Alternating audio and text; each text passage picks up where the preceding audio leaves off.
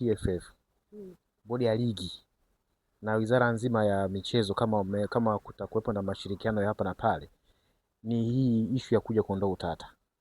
Kusema ukweli, kwa mtu ambaye ana akili timamu, ndio mmoja wameshalalamika, amesikika kiongozi kwanza ile mechi ni magori, naweza kusema mimi, kwa sababu mimi ni mzee wangu, mimi namheshimu. Alikuwepo uwanjani, unaweza kaelewa.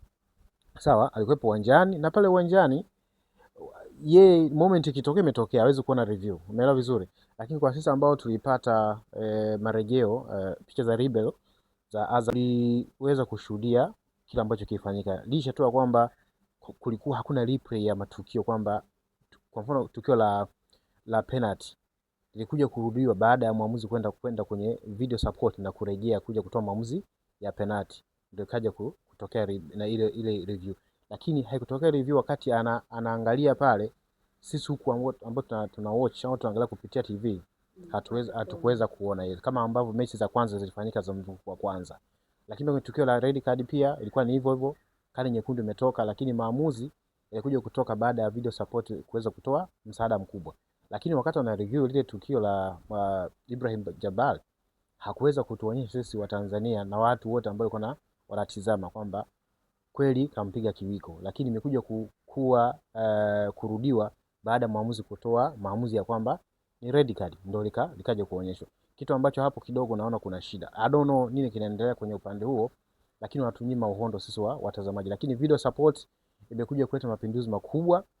Naamini kwamba kumiliki VAR ni gharama kubwa sana kuliko kumiliki video support.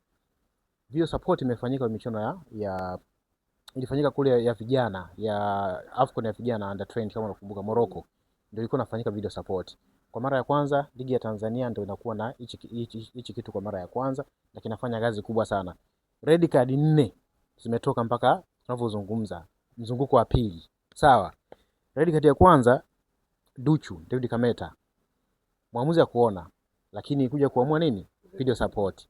Red card ya pili Ibrahim Jabal, mwamuzi ya kuweza kungamua, video support ikaje ikangamua.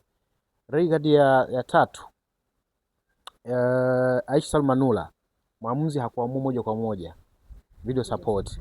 Lakini kuna red card nyingine kama ni kati ya Young Africans na Coastal Union, Geoffrey Manyasi, mwamuzi akaambia kuweza kungamua, lakini baada ya marejeo ya ile video support imekuja kuamua kwamba ni red card. Kwa red card 4 zimeamuliwa na video support.